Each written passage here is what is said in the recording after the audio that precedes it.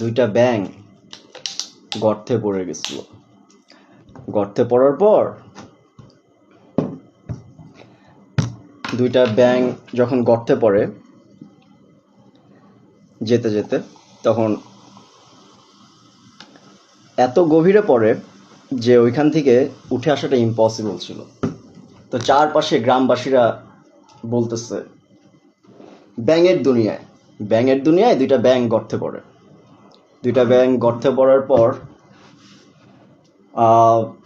গ্রামবাসীরা বলছে যে তোরা দুইজন উঠতে পারবি না। এখন প্রবলেম হচ্ছে একটা ব্যাঙ ওই দুইটার ভিতরে বয়রা ছিল, কানে কম শুনতো। তো কানে কম শোনার কারণে সবাই কয়েকশো গ্রামবাসী চিল্লাচ্ছে যে এই গর্তের থেকে উঠতে পারবা না। বাট যে ব্যাঙটা গর্তের থেকে উঠে আসে, সে উঠার পরে সবাই বলে, আমরা এত না করলাম, তুমি গর্তের উপরে আবার কেন আসলা, কিভাবে আসলা, তুমি কি ভয় পাও নাই? তখন কাছের থেকে ব্যাঙ হালকা শুনতেছে, তখন বলে,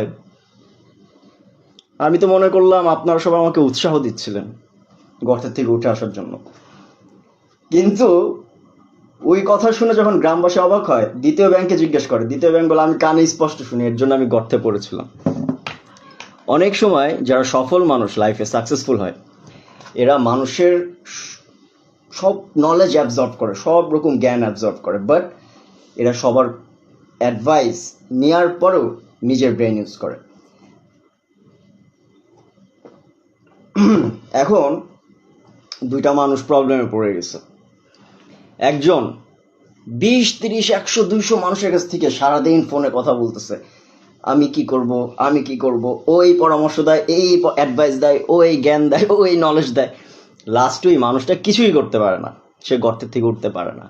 আর যে মানুষটা নিজের কানকে বন্ধ করে সে তার মেধা বুদ্ধিশক্তি ইউজ করছে, সে ঠিকই প্রবলেম থেকে উঠে আসছে। সো যদি কখনো লাইফে প্রবলেম ফেস করেন, 10 জন, 20 জন, 100 জনের কাছ থেকে পরামর্শ নেওয়া বন্ধ করে নিজেই ওই প্রবলেমের রুট, শিকড়টা খুঁজুন, তারপরে দরকার হলে শিকড় কেটে ফেলুন, নয়তো প্রবলেমটার যে মেডিসিন, সেই মেডিসিনটা কি সেটা খুঁজুন। প্রবলেম এমনিতেই সলভ হয়ে যাবে। Very easy and simple.